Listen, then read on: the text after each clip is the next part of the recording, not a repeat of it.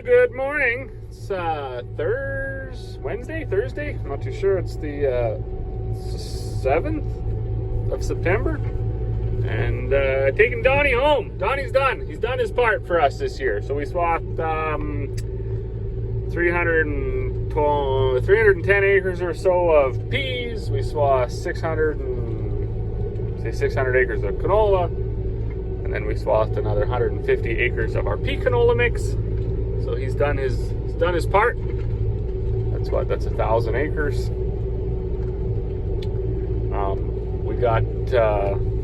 We got going on our south quarter yesterday. Got about 30 acres done there. We went around and we got all the green spots. So our west half, when we combined that was all dry. It was all good. It was all even. That's the important thing. It was all even.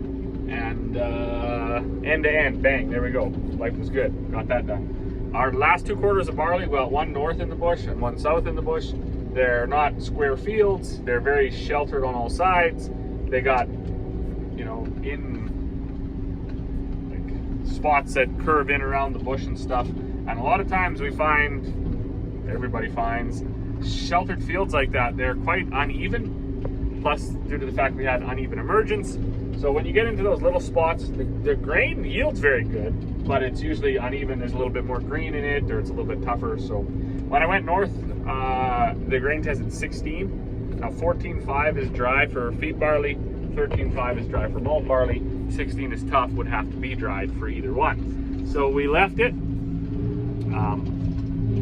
and we went out to the south quarter. That hasn't even been tested yet, but what we did yesterday was we went and we got all of the green spots we could, and we actually filled our Super Bee right up.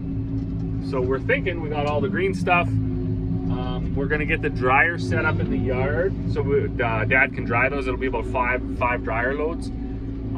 He'll get those dried up, stored away. That'll be used for the feed right off the bat that we make. And then hopefully today the rest of the grain is dry, and that would be a big win for us. We haven't dried a whole terrible bunch. We dried maybe 7 or 8 loads of peas, and that's about it. So hopefully we can get the rest of this barley dry. But first thing we got to do is get set up in the yard, and then we had a bearing go out in the bottom of our dryer, which was crazy because the last bearing that was in it lasted, I think, 4 seasons, and we dried a lot those 4 seasons. Last year in the summer, late summer, early fall, we rebuilt our dryer. New flighting, new tube, new bearings, new everything. And then last year we dried about 8 loads. So this bearing has about 20 loads in it, or on it, and it's already failed. So quality control is key in some of this stuff. If you buy the wrong bearing or you buy a cheap bearing, it might not last. Spend the money and you buy a good bearing, you might get 5 years out of it. So Corey ran to town. She had some errands to do anyway, some bills to pay. She was going to pick up that bearing for us. So when she gets back, we'll stick that bearing in, we'll get things rolling, and we'll bring you back when all that's happening. Well, good afternoon. So we spent the morning waiting for the dew to burn off. I took Buddy to school. It was his teacher orientation day. He's starting kindergarten this year. It was pretty exciting for them guys. But Dad ran me out. I brought Donnie the Swather home. I parked him up by the bins. He'll need a good washing and some repair.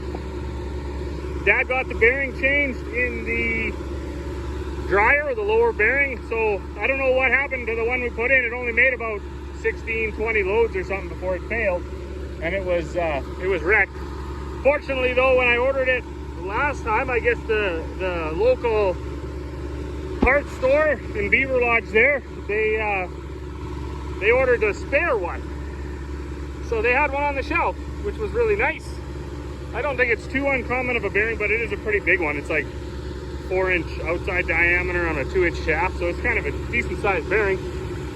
But they did have one, so that means a lot over the Amazons and stuff. And they can keep you going. You don't have to wait to order it. Then we got set up in our efficient drying system. So we skirt this little bin down here. It's just on 6x6 skids. So it's a pretty small bin, so that's enough as long as it's got a decent base. It doesn't, I think it holds about 1,500 bushels maybe, so it won't even hold a whole Super Bee. But with the dryer being 500 and that being 1,500, I should get the Super Bees empty because it was all empty to start with. And then going forward, we're going to just run the barley through this because of the green one. So Corey just tested the Super Bee and it tested 14.4. Now 14.5 or 14.8, I can't remember, is dry for feed barley. 13.5 is dry for malt.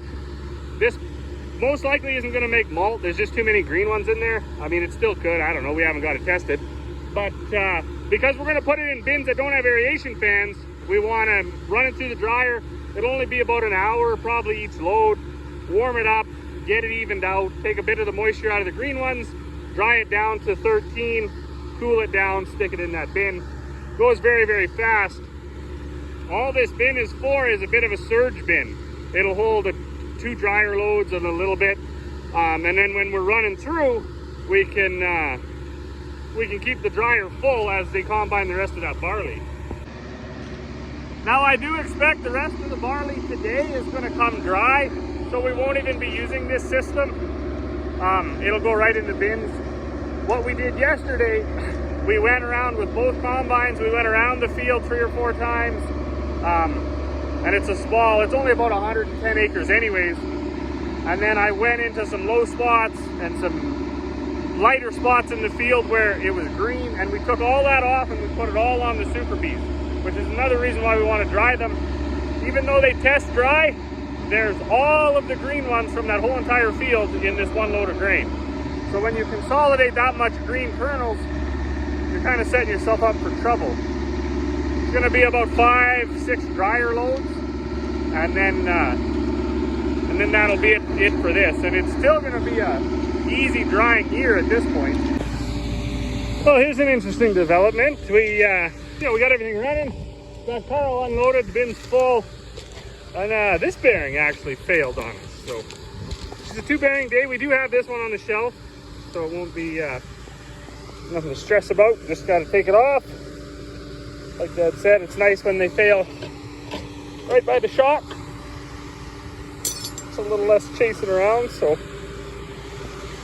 my mom and Corey headed out with combines. They're going to get a truck full, and then we'll get Carl out there and get a good whack at her.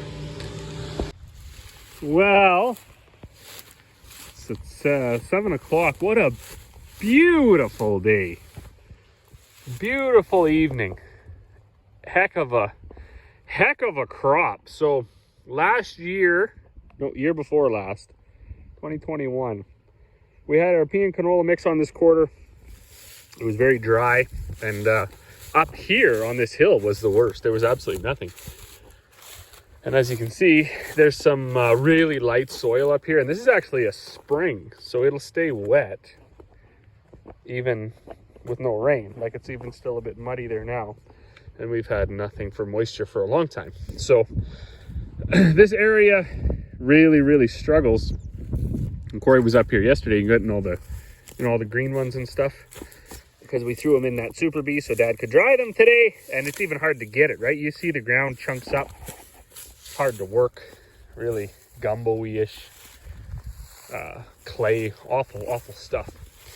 So we had very little hopes for this whole field this year, because we seen our wheat come up not so well, and then we thought, wow, this is pretty light land. It's just not going to go. However, boy, were we wrong. This is 110 acres, I believe. We did get a little more this year because it was dry, and they worked to a low spot down there. But this is going to be well north of 80 bushels an acre. We had to bring this little truck down here because there was just no way, and it's only half a mile, that they could get anything done. So that's I think the 4th Super Bee that they're filling right now. And then these little trucks, I don't even know. We do have it written down, but no one's been able to keep track. We've just been kind of everyone's doing their own thing, right? So they're combining and Dad's running that dryer. He's already got all this green stuff dried because it only took about an hour and a half in the dryer. Basically just heat it up to around 30 degrees, blow on it for a circulation or two, 25 minutes, half an hour, something like that, and then cool it back down. That evened out the grain, blew some of the moisture out of the green ones, and then we can go ahead and stick it in bins that we don't have aeration pans in, and it should keep. I mean, we have cables just in case, and I've been I was kind of running flat out back and forth just trying to keep up. So this is our furthest to the west field. Not all that far from the farm, but when you're only hauling with that one Super Bee and then these little grain trucks, and it's running the way that it is, it's unbelievable. People mention all the time, oh, you should get a grain cart. And I can see the value in a grain cart. I certainly can on some operations, but on ours, where we're just a family farm and we don't have employees, number one, who would run it? And it would create a bottleneck so fast in the yard if the grain wasn't in perfect condition that it wouldn't, it would end up just parked here like everything else. So way down there, the Super Bees are parked, the truck's parked. The combines do have to stop every time to unload, and that is a little bit unfortunate.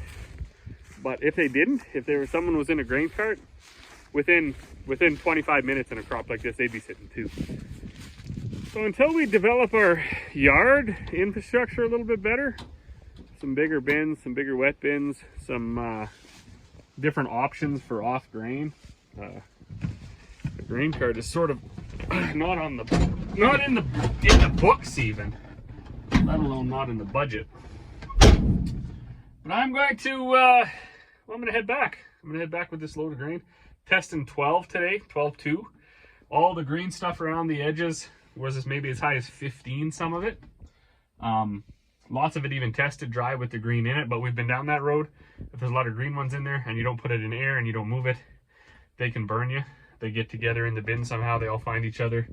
They get together and they make that big wet spot, and then you got clumps and mold and all other sorts of things developing. So we just eliminating that, because after this one we got about another 120 or 130 acres of barley. I don't know what we're going to do if that runs the same. Nobody had planned for this because we're not huge yield farmers. We never get that chair at the coffee table or the coffee shop when when people are talking about it. We're just content with what it is. We got a little bit lighter land. We run a whole different program, and we take a little less and we make it work. But this year, holy smokes, as far as the barley's going anyways, we've never seen nothing like this. I was actually talking to my wife this morning. I said, we should write this down. And the fertilizer and stuff obviously didn't work on the wheat side. Doesn't look like it worked on the pea side so well. But we should make sure. So we won't be able to duplicate the weather next year, but we should do our best to duplicate the seeding plan, the fertilizer plan, the spraying plan, because holy smokes. The real interesting thing will be is if this all makes malt. There's no reason it shouldn't. It hasn't had a frost. It hasn't had that bad of weather except for that 1 3/4 of rain, which could have made it chitted. But it doesn't look like any of it sprouted to me. It's got nice color. So if it all makes malt, then poof, like it'll just be like a mind-blown situation that this was the year of barley on our farm. Everything else struggled a bit. I think even our canola, we haven't got to it yet, and our oats, we haven't done those yet either. I think they're going to struggle. But the barley, holy moly, unreal.